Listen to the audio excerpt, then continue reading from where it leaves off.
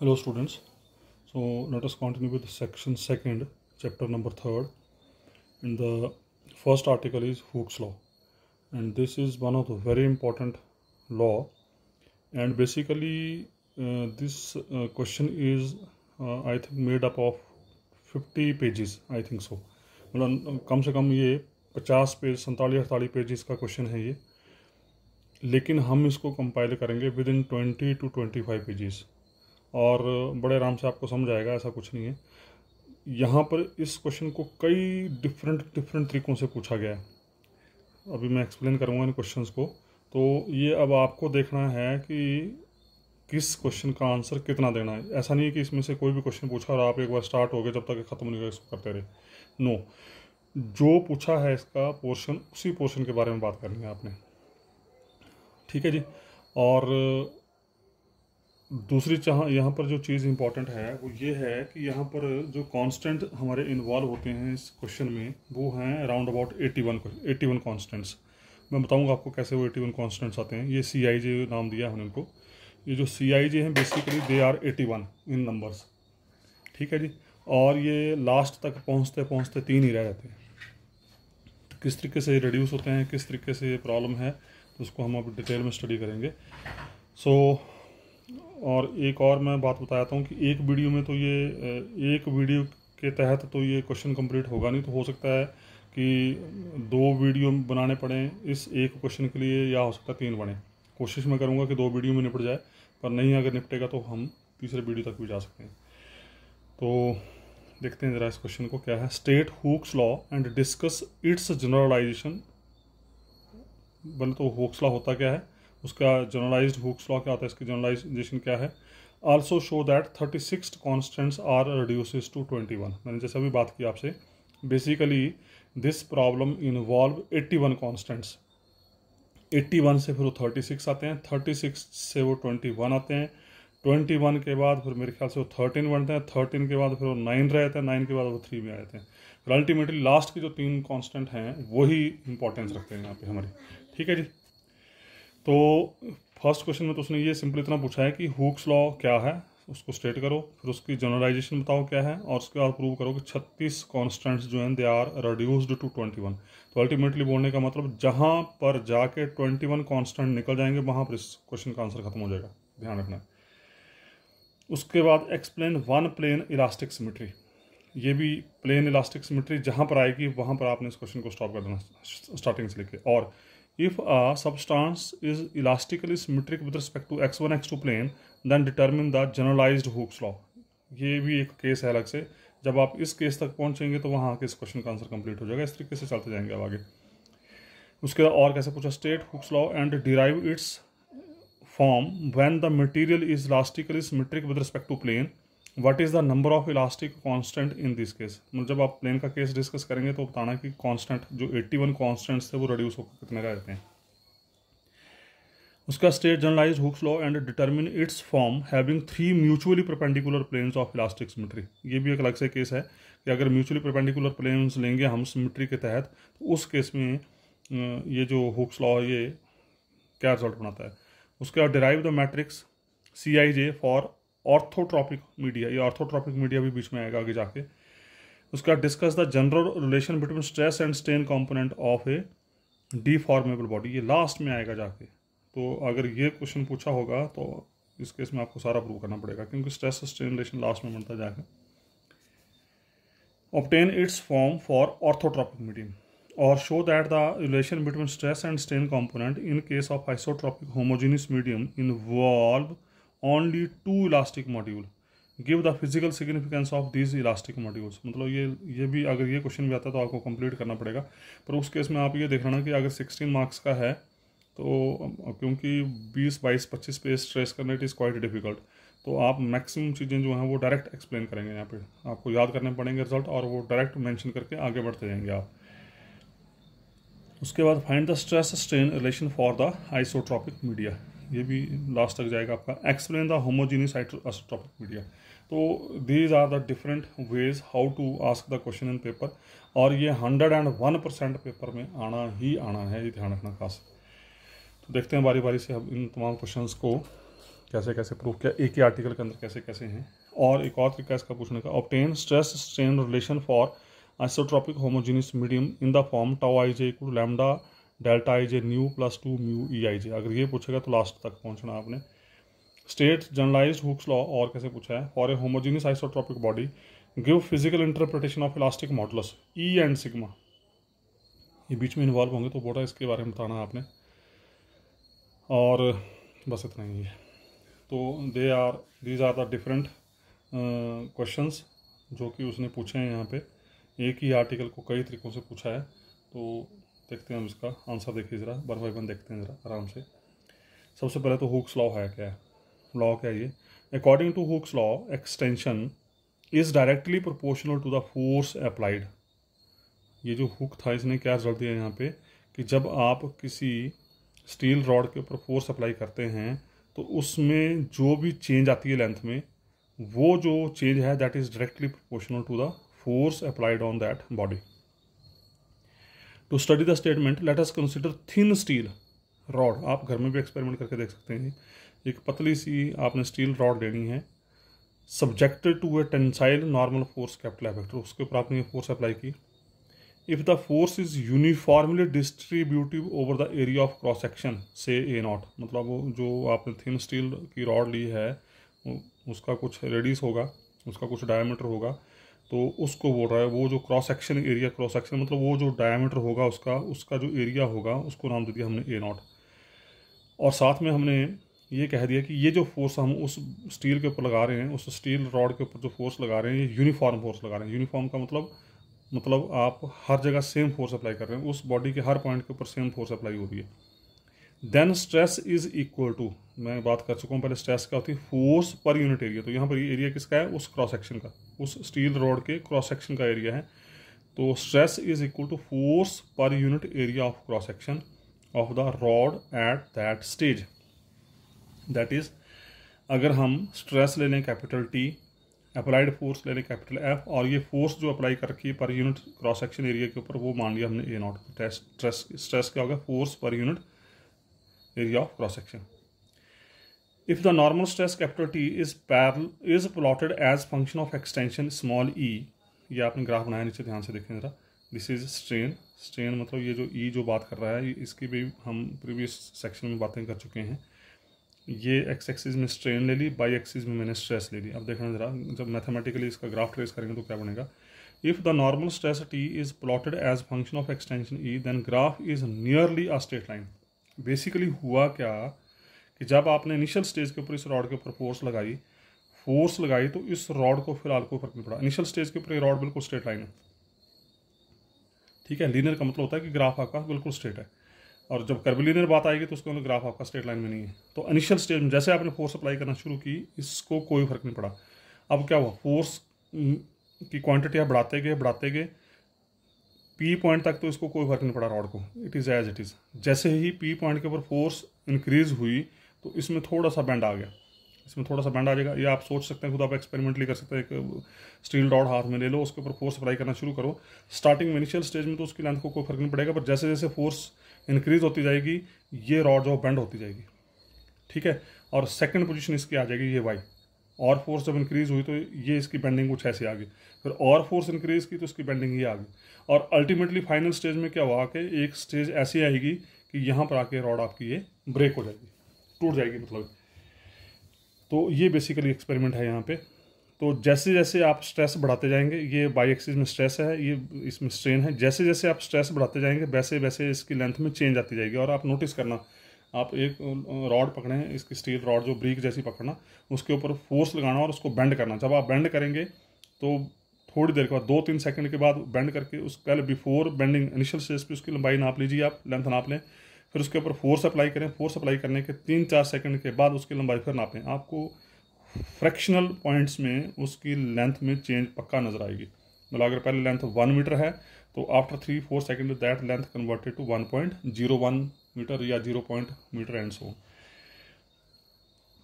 ये बोल रहा है then graph is nearly a straight line, that is there is a linear relationship between stress and strain. Linear relationship का मतलब होता है, स्ट्रेट लाइन का मतलब होता है लीनियर, जब तक ये लीनियर है इक्वेशन तब तक आपकी स्ट्रेट लाइन ही बनेगी, स्ट्रेट लाइन को रिप्रेजेंट करती है। Until the stress reaches the proportional limit that is at point P. जब तक आप फोर्स लगा रहे हैं पी पॉइंट तक फोर्स लगाई, मतलब अप टू पी पॉइंट तक उसकी लेंथ में कोई फर्क नहीं पड़ा। Therefore we have T is proportional to e. इसका मतलब जितनी ज़्यादा फोर्स उतनी ज़्यादा एक्सटेंशन होगी। This stress is proportional to e. जितनी ज़्यादा फोर्स अप्लाई करेंगे उतनी ज़्यादा स्ट्रेन बढ़ेगी आपकी। ठीक है, स्ट्रेन का मतलब क्या होता है? Strain is the change in length per unit length. एक यूनिट लेंथ में कितनी चेंज आई आफ्टर अप्लाइंग द फोर्स। तो ultimately T equal to capital E into small E, where this capital E is constant of proportionality, और इसको नाम दिया गया यहाँ पे यंग्स मॉडुलस। इसको नाम दिया गया यहाँ पे Young's modulus, and the value of Young's modulus is nothing but this is stress per unit strain. एक यूनिट स्ट्रेन में कितनी स्ट्रेस लगी, that is Young's modulus, stress बटा स्ट्रेन। एक यूनिट स्ट्रेस के ऊपर, एक यूनिट स्ट्रेन के ऊपर कितनी स्ट्रेस लगी, दैट इज यंग्स मॉडुलस, जिसको हमने कैपिटल ई से नोटेशन दी है।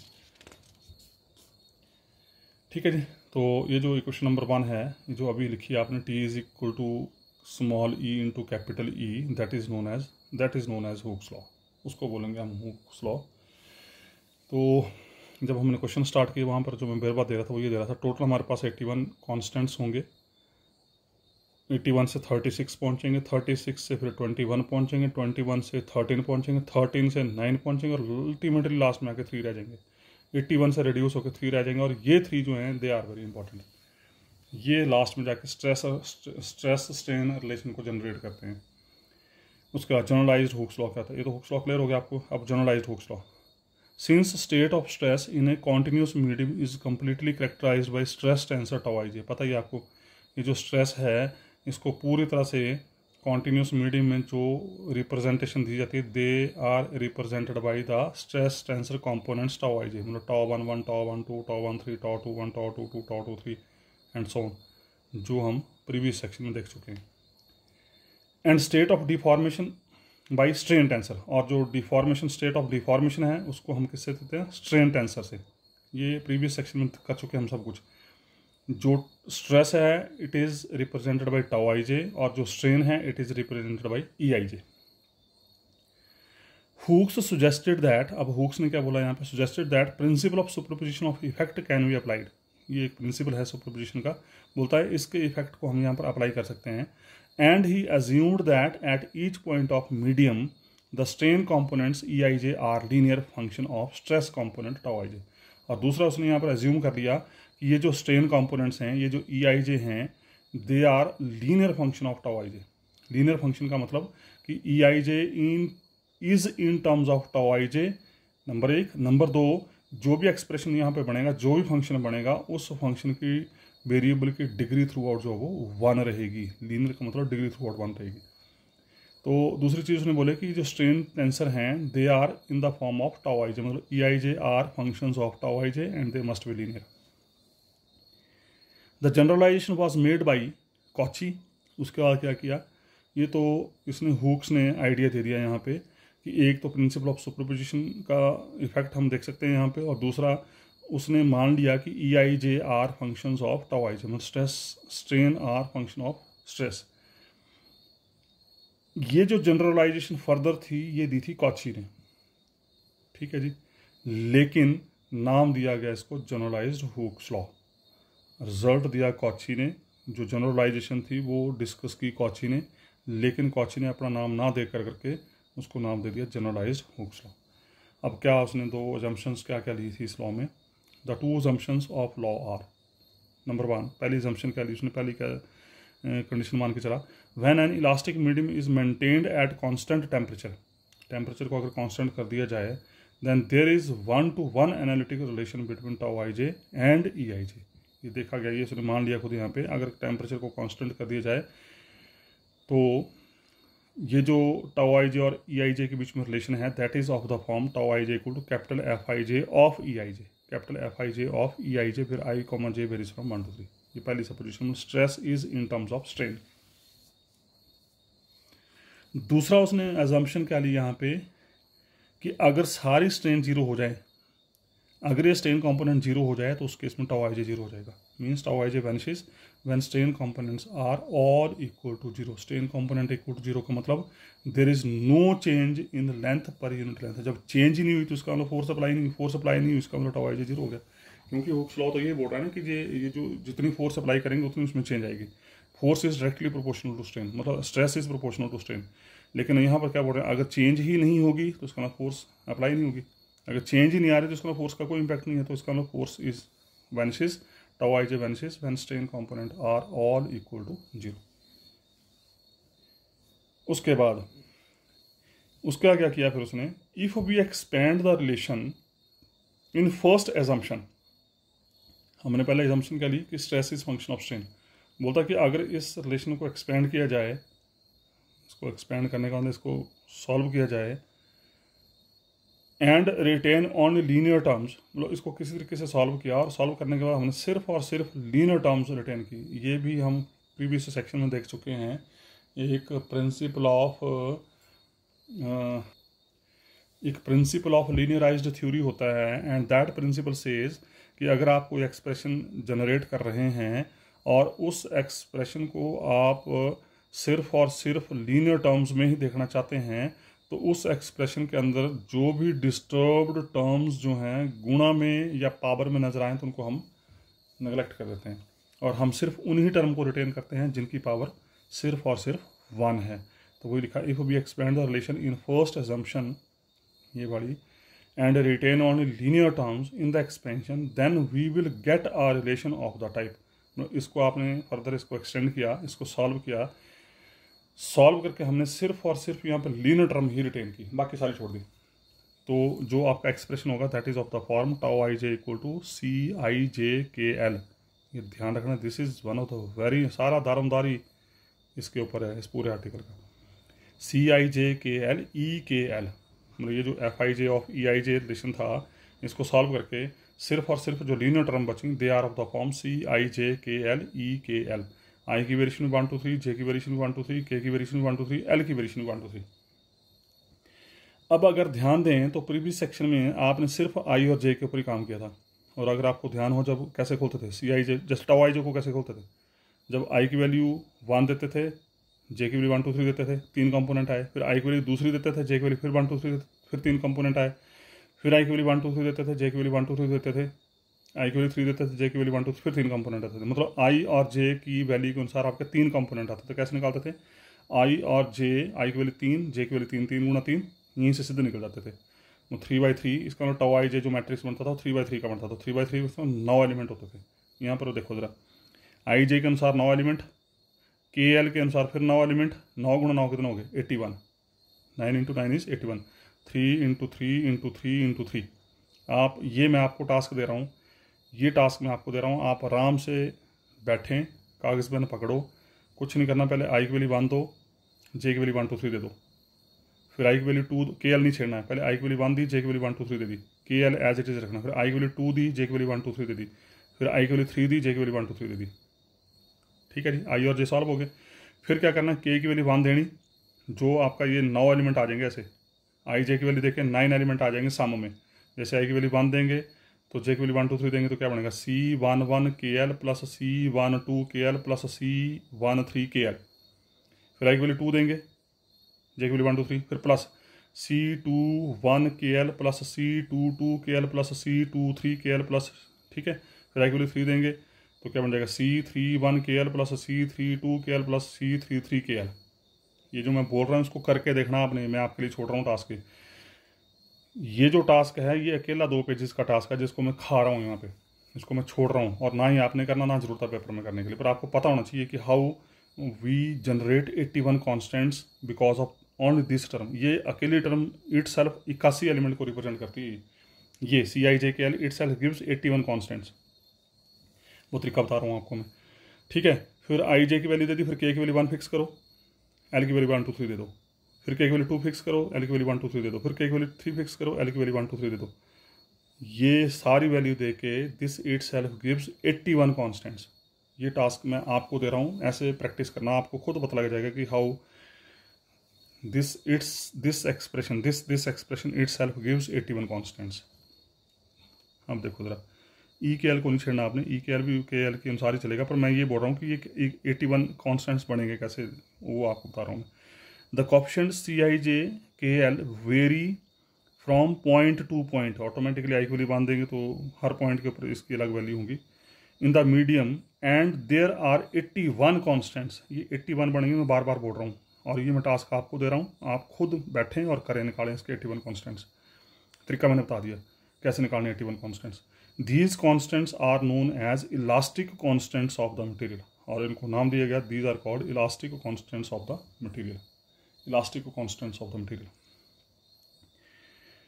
If constants C I J K L are independent of the position of the points, बोलता कि अगर ये किसी भी पॉइंट की पोजीशन के ऊपर डिपेंड ना करें, the medium is called elastically homogeneous, अगर ये कॉन्स्टेंट्स पॉइंट के ऊपर डिपेंड ना करें तो इनको नाम देंगे दिस, तो उस मीडियम को नाम देंगे that is called elastically homogeneous. Homogeneous का मतलब which is through out same, through out same मतलब अगर 1 डिग्री तो थ्रू आउट डिग्री 1 ही होगी, 2 डिग्री तो थ्रू आउट डिग्री 2 ही होगी, 3 डिग्री तो थ्रू आउट डिग्री 3 होगी, and so on.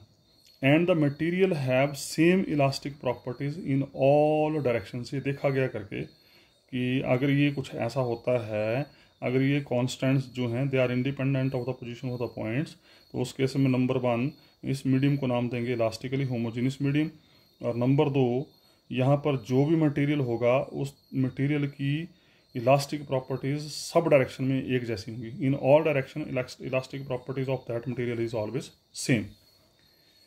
Also, we know stress tensor tau ij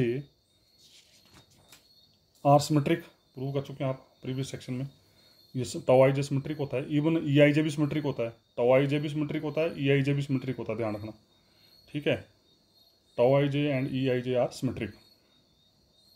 therefore from equation number 2 आपको पता है आपको नंबर 2 क्या थी, नंबर 2 थी ये tau I J equal C I J K L. Tau I J symmetric है, ई के एल भी सिमेट्रिक होता है, ई आई जे भी सिमेट्रिक होता है। पहले हम टाउ आई जे की बात कर रहे हैं।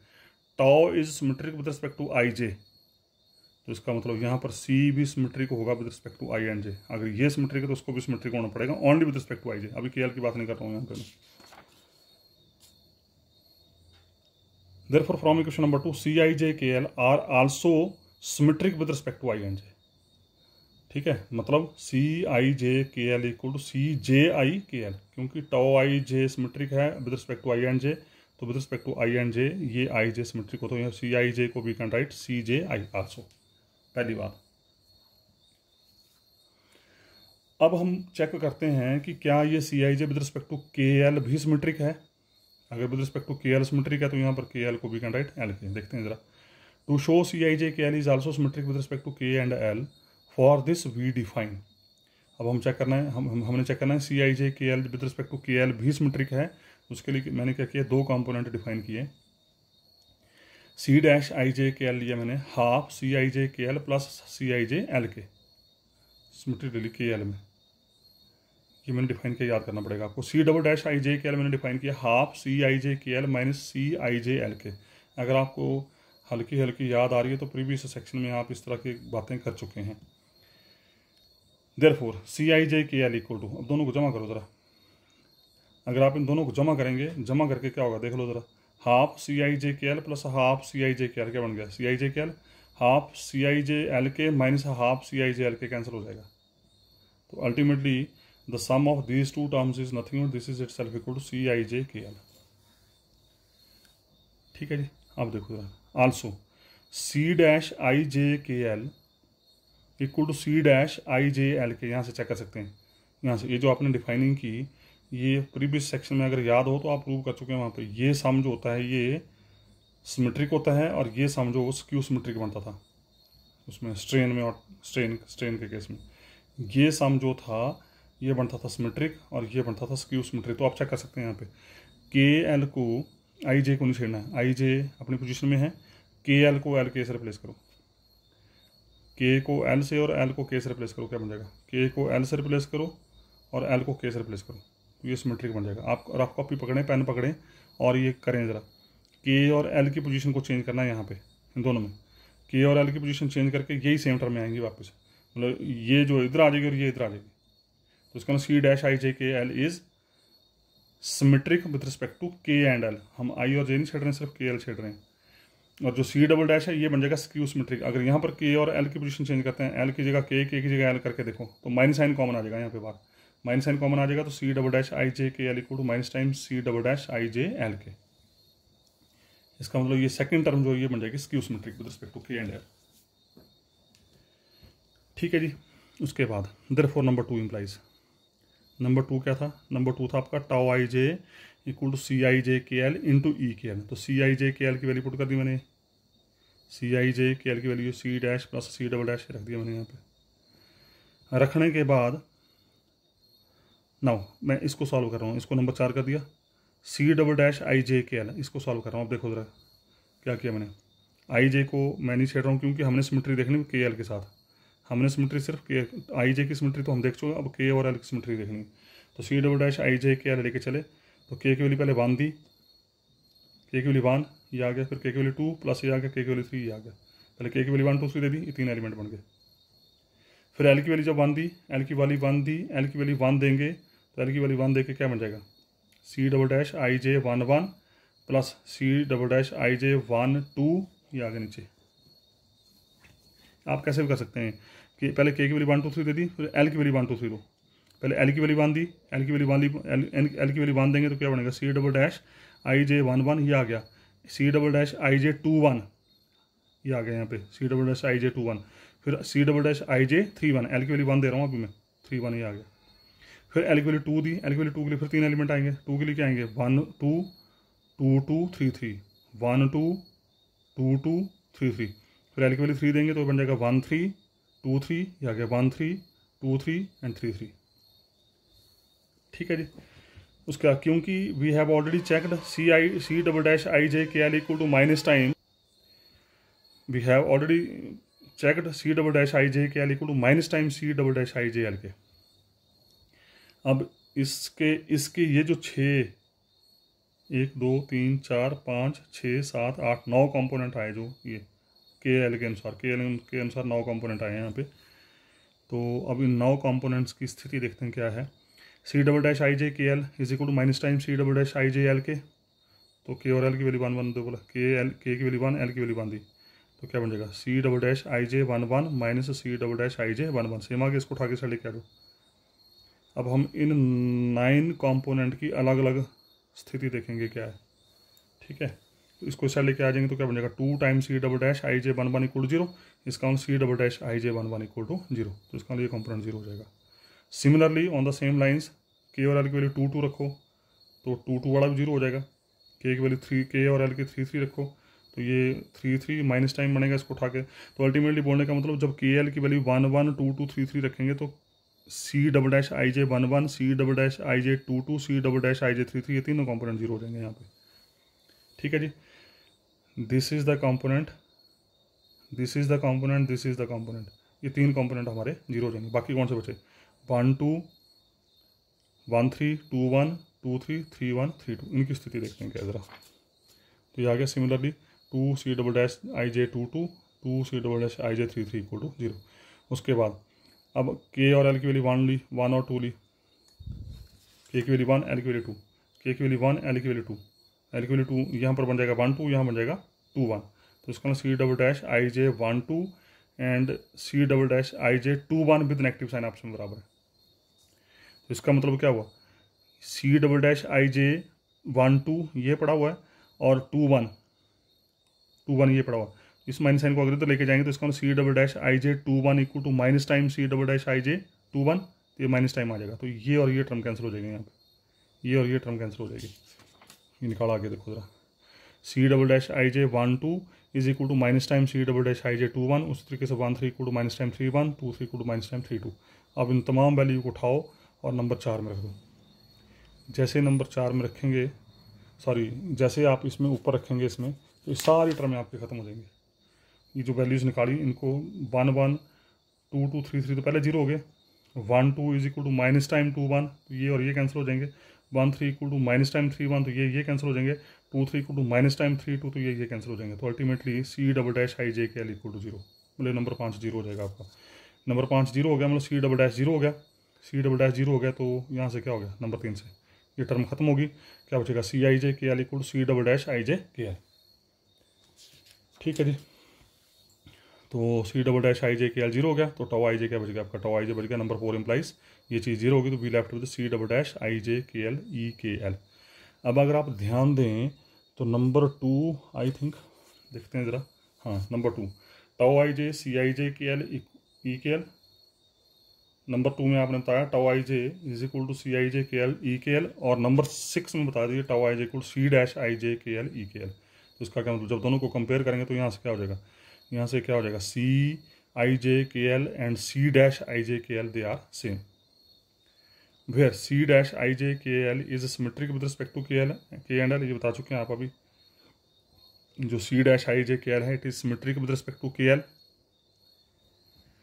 देयरफॉर नंबर 3 इंप्लाइज, अभी बोला मैंने सी डैश और सी दोनों सेम हो गए, सी डैश और सी दोनों सेम हो गए, क्योंकि ये सिमेट्रिक है with respect to K and L, क्योंकि सी डैश सी के बराबर है, तो इसका मतलब C I J K L is also symmetric with respect to K and L. तो इसका मतलब C I J K L equal to C I J L K with respect to K L symmetric हो गया, with respect to I J भी symmetric हो गया, with respect to L के भी सिमेट्रिक हो गया, के एल भी सिमेट्रिक हो गया, तो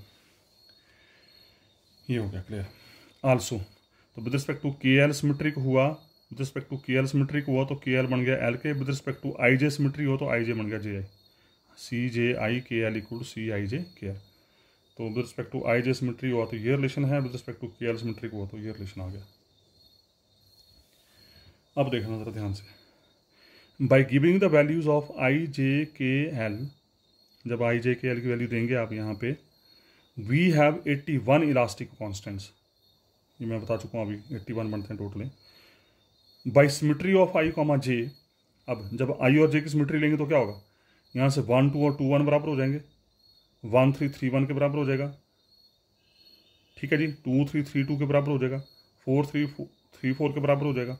उसी तरीके से के एल की सिमेट्री लेंगे तो के एल की सिमेट्री के हिसाब से भी क्या हो जाएगा, 1 2 2 1 के बराबर हो जाएगा, 3 1 1 3 के बराबर हो जाएगा, 3 4 4 3 के बराबर हो जाएगा एंड सो ऑन। तो देखो जरा, by giving the values of I J K L we have 81 elastic constant by symmetry of I comma J, मतलब आई जे और जे आई दोनों बराबर, एंड के कॉमा एल, के एल और एल के दोनों बराबर, the number of elastic constants gate reduced by 45, मतलब इसमें 45 एलिमेंट रिपीट कर जाएंगे, ठीक है जी, 45 एलिमेंट रिपीट कर जाएंगे इसमें। अब ये टास्क भी मैं आपको दे रहा हूँ, आपने क्या करना है, एक बड़ा सा पेज लेना है, उसमें आपने 81 कॉन्स्टेंट लिखने हैं, ठीक है। कैसे आएंगे, कैसे बनेंगे, सी 1 1 1 1 सी 1 2 है ना, के एल सी 1 3, ये 81 कांस्टेंट में से जब आप सिमेट्री यूज़ करेंगे तो सिमेट्री यूज़ करते हुए आई जे और के एल की जब सिमेट्री यूज़ करेंगे, मतलब जैसे टॉ, अगर आपको ध्यान हो तो मैं आपको बिल्कुल छोटा सा एग्जांपल देकर एक्सप्लेन कर रहा हूँ ये कि सिमेट्री कैसे होती है। सिमेट्री देखो जरा, यहाँ टोटल नंबर ऑफ एलिमेंट्स कितने हैं, 9 नज़र आ रहे हैं, 9 एलिमेंट्स हैं। सिमेट्री की वजह से देखो कितने रह जाएंगे, 3 तो ये रहेंगे, इसमें तो कोई दिक्कत नहीं है। यहाँ पर क्या होगा, टॉ 1 2 और टॉ 2 1 ये दोनों बराबर हो जाएंगे, आई जे और जे आई दोनों बराबर, इसको हम क्या करेंगे, सिंगल टाइम काउंट करेंगे। 1 3 और 3 1 बराबर हो जाएंगे, इसको हम सिंगल टाइम काउंट करेंगे, और 2 3 और 3 2 बराबर हो जाएंगे। तो इसका मतलब 1 2 3 4 5 6, तो सिमेट्री की वजह से 9 एलिमेंट कितने रह गए, 6 रह जाएंगे, ठीक है ना। टॉ 1 2 टॉ 2 1 दोनों बराबर, टॉ 1 3 टॉ 3 1 दोनों बराबर, टॉ 2 3 टॉ 3 2 दोनों बराबर। तो जब ये बराबर हैं आपस में तो उनको हम क्या करेंगे, सिंगल टाइम काउंट करेंगे। तो या तो आप इस डायगोनल एंट्री के ऊपर वाले एलिमेंट चूज़ कर लो, नीचे वाले छोड़ दो, या नीचे वाले चूज़ कर लो, ऊपर वाले छोड़ दो, वो आपकी इच्छा है। 1 2 3 4 5 6 या 1 2 3 4 5 6, क्योंकि ये नीचे वाले जो हैं, ये नीचे वाले 3 जो हैं वो ये ऊपर वाले 3 बन रहे हैं, या ऊपर वाले ये जो 3 है ये नीचे वाले 3 बन रहे हैं। This is so called symmetry. तो सिमेट्री की वजह से 9 एलिमेंट जो है वो 6 रह जाते हैं। तो उसी तरीके से यहाँ पर 81 एलिमेंट्स जो हैं उसमें से 45 एलिमेंट रिपीट कर जाएंगे, 45 एलिमेंट रेपिटेशन दे जाएंगे, तो बाकी बचे कितने, बाकी बचे 36 element, and we are left with 36 elastic constants. एक तो डायगोनल एंट्री आ जाएंगी, सारी diagonal entries as it is रहेंगी, और डायगोनल के ऊपर वाली ले लो या नीचे वाली ले लो, तो अल्टीमेटली जो बचेंगे टोटल बाद में वो बचेंगे। जैसे ये 9 के 6 रह गए, तो ये 81 के 36 रह जाएंगे, 81 से 36 रह जाएंगे, 45 जो वो रिपीट कर जाएंगे। तो ये टास्क भी आप कर सकते हैं अगर करना चाहें घर बैठ के। तो उसके बाद for simplicity to avoid double sums, अब क्योंकि आई जे और के एल सिमेट्री बन रही है ना, जैसे यहाँ पर क्या बोला मैंने, जब आप इसकी कैलकुलेशन करेंगे तो टॉ 1 2, जहाँ जहाँ टॉ 2 1 होगा उसकी जगह आप टॉ 1 2 यूज़ करेंगे, जहाँ जहाँ टॉ 3 1 होगा उसकी जगह टॉ 1 3 यूज़ करेंगे। तो कहने का मतलब कि इस कन्फ्यूजन से बचने के लिए कि कहाँ पर आपने टॉ 1 2 लेना, कहाँ पर टॉ 2 1 लेना, कहाँ टॉ 3 1 लेना, कहाँ टॉ 1 3 लेना, क्योंकि दे आर सेम, तो इसको हम सिंगल टाइम ही काउंट करेंगे। लेकिन कैलकुलेशन में करते करते क्या होगा, ये भी नज़र आएगा, ये भी नज़र आएगा। तो हमने क्या किया उस सिंपली, यहाँ तो खैर कोई दिक्कत नहीं, यहाँ पर 6 एलिमेंट हैं, पर यहाँ 81 एलिमेंट्स में it is quite difficult to calculate. तो क्या किया यहाँ पे, to avoid double sums I J और के एल, क्योंकि आई जे में भी सेम, आई जे में भी 1 बनाएगा, के एल में भी 1 बनाएगा, आई जे में भी 1 2 आएगा, के एल में भी 1 2 आएगा, ध्यान रखना है। तो लेट अस इंट्रोड्यूस, हमने क्या किया, टॉ 1 1 को नाम दे दिया टॉ 1 अपनी सुविधा के लिए, टॉ 2 2 को नाम दे दिया टॉ 2, टॉ 3 3 को नाम दे दिया टॉ 3, टॉ 2 3 को नाम दे दिया टॉ 4। याद करिए इसको अपनी सुविधा के लिए, टॉ 2 3 को नाम दे दिया टॉ 4, टॉ 2 3 को नाम दे दिया टॉ 4, टॉ 1 3 को नाम दे दिया टॉ 5, टॉ 1 2 को नाम दे दिया टॉ 6। अब ये 4 5 6 आ गए यहाँ पे, 2 3 को रिप्रेजेंट कर रहा है 4, 1 3 को रिप्रेजेंट कर रहा है 5, 1 2 को रिप्रेजेंट कर रहा है 6। तो अब बजाय आई जे के एल लेने के हम सीधा करेंगे यहाँ पर आई जे के एल की वैल्यू 1 2 3 1 2 3 1 2 3 1 2 3 लेने के हम सीधा ले लेंगे आई वेरीज फ्रॉम 1 to 6, या जे वेरीज फ्रॉम 1 to 5, या के वेरीज फ्रॉम 1 to 6, टॉ 1 टॉ 2 टॉ 3 टॉ 4 टॉ 5 टॉ 6। उसी तरीके से ये तो आगे स्ट्रेस कंपोनेंट, उसी तरीके से जो स्ट्रेन कंपोनेंट हैं वो भी वैसे लेंगे, E1 बन जाएगा E1 1 बन जाएगा E1, E2 2 बन जाएगा E2, E3 3 बन जाएगा E3। ये इंपॉर्टेंट है अब यहाँ पे, ये 2 टाइम E2 3 बनेगा E4, यहाँ पर टॉ 2 3 टॉ 4 बन रहा है, यहाँ सिंगल था, यहाँ पर सिंगल आएगा, यहाँ पर सिंगल है, लेकिन ई के केस में डबल बन जाएगा। मैं बताऊंगा कैसे डबल बनता है, आगे एक्सप्लेन करूंगा इसको मैं, how this becomes double. 2E23 को लिखेंगे E4, याद करो इसको, ठीक है जी। 2E13 को लिखेंगे E5 और 2E12 को लिखेंगे E6। याद करना अपने अगले वीडियो में, क्योंकि अब ये वीडियो लेंथी हो जाएगा अदरवाइज, बाकी काम मैं अगले वीडियो में चलाऊंगा। तो ये आपको नेक्स्ट वीडियो के लिए चीज़ें याद रखनी है। 2E23 को E4 बोलेंगे, 2E13 को E5 बोलेंगे, 2E12 को E6 बोलेंगे। अब ये 2 आता कैसे हो देखो ज़रा, वो मैं एक्सप्लेन कर देता हूँ यहाँ पे हाउ इट इज़। देखिए ज़रा, टॉ आई जे क्या था, रीज़न दे रहा हूँ इसका, हाउ इट इज़। टॉ आई जे क्या था, CIJ KL EKL, ये एक्सप्रेशन था नंबर 2। आई जे की वैल्यू 1 1 दे दी, आई और जे की वैल्यू, क्योंकि टॉ तो सिर्फ आई जे के ऊपर डिपेंड कर रहा है, लेकिन सी जो तो वो तो IJ KL के ऊपर डिपेंड कर रहा है, ठीक है। टॉ आई जे के ऊपर डिपेंड कर रहा है, ई जो KL के ऊपर डिपेंड कर रहा है, तो किस तरीके से डबल होता है देखो जरा। टॉ 1 1 क्या बन जाएगा, C11 KL EKL बन जाएगा, कोई दिक्कत नहीं। इस C11 को आपने C1 बोल दिया यहाँ पे, इस C11 को C1 बोल दिया अपनी सुविधा के लिए। तो इसका मतलब जहाँ पर भी सेम नजर आएगा उसको आपने सिंगल बोलना है। उसके बाद क्या किया आपने, K की वैल्यू 1 दी, K की वैल्यू 1 दी, पहला एलिमेंट K की वैल्यू 2 दी, दूसरा एलिमेंट K की वैल्यू 3 दी, तीसरा एलिमेंट आ गया C11L E1L C12L, ठीक है, E2L। क्लियर हो गया, कोई दिक्कत नहीं। मतलब K की वैल्यू 1, K की वैल्यू 2, K की वैल्यू 3, आपके पास 3 एलिमेंट आ गए। अब इन 3 एलिमेंट में L की वैल्यू 1 2 3 दी। तरीका वही जैसे खोलते हैं, टेंसर जैसे खोलते हैं। L की वैल्यू 1 के लिए 3 एलिमेंट आ गए, L की वैल्यू 2 अगले 3 आ गए, L की वैल्यू 3 अगले 3 आ गए। अब अपनी सुविधा के लिए हमने क्या करना है, यहाँ पे जो रिपीटेड जैसे 1 3 टाइम रिपीट हो रहा है तो इसको हम C1 ही बोलेंगे, इसको 1 ही ट्रीट करेंगे। जो सेम टाइम रिपीट हो रहा है, रेपिटेशन दे रहा है एक ही एलिमेंट, तो उसको हम वही काउंट करेंगे। जैसे C1 है तो उसको C1 बोलेंगे, C1, ये देखो आगे, या C11 बोल लो, C11 बोलते हैं। 111 को C11 E11। यहाँ 1 1 डबल टाइम काउंट हो रहा है तो इस 1 1 को हमने 1 बोल दिया, C1 2 एज इट इज़। जो रिपीट कर रहा है उसको सिंगल टाइम लिखना है, E12। यहाँ 1 2 टाइम रिपीट कर रहा है C13 E13। यहाँ 1 2 टाइम रिपीट कर रहा है तो उसको C12 लिखो या C21 लिखो, की बात है। 1 1 2 टाइम रिपीट कर रहा है, C12 लिखो या C21 लिखो, C12 E21। उसके बाद C12 2 2 टाइम रिपीट कर रहा है तो C12 आ गया, C12 E22। अगर C1 2 3 एज इट इज़, यहाँ पर कोई रिपीट नहीं कर रहा, सारे डिफरेंट है, सारे डिफरेंट तो एज इट इज़ आएगा। यहाँ फिर 1 2 बार रिपीट कर रहा है तो बन जाएगा C13 या C31, तो C13 लिख दिया हमने, E31। और आगे C132 ये सारे डिस्टिंक्ट हैं तो C312 एज इट इज़ रहेगा। C132 लिखो या C123 लिखो या 312 लिखो, 123 लिखो, जैसे मर्जी लिखो। इसमें मैं फिर रिपीट कर रहा हूँ, इसको 123 लिखो, 132 लिखो, 123 लिखो, कोई फर्क नहीं है। तो वी आर राइटिंग C123 है, और लास्ट में 3 फिर 2 बार रिपीट कर रहा है तो C13 बन गया E33। अब ये जो चीज़ें हम लिख रहे हैं, this is because of this symmetry. ये देखो जरा, यहाँ पर क्या था, KL is equal to LK, KL is equal to LK, या IJ इक्वल टू JI। उस वजह से आप ये 1 1 1 ट्रिपल 1 जो उसको डबल 1 लिख रहे हैं, डबल 2 है तो उसको सिंगल टाइम 2 टू काउंट करें। This is because of this symmetry. इस सिमेट्री की वजह से हम डबल एलिमेंट जो सेम है उसको सिंगल टाइम लिख रहे हैं, ये आप चेक कर सकते हैं। तो उसका अरेंज करके लिखा मैंने इसको, C11 E11 को E1 लिखा, C12 ये देखो ध्यान से देखना, अब C12 E12 यहाँ पड़ा हुआ है और C12 E21 यहाँ पड़ा हुआ है। C12 E12 C12 E21, और E12 और E21 दोनों बराबर होते हैं क्योंकि सिमेट्री है। तो ये क्या बन जाएगा, 2 टाइम्स C12 E12 बन जाएगा ये, इसलिए 2 आ रहा है यहाँ पे, 2 C12 E12। C12 के साथ कौन आ रहा है, 2 E12।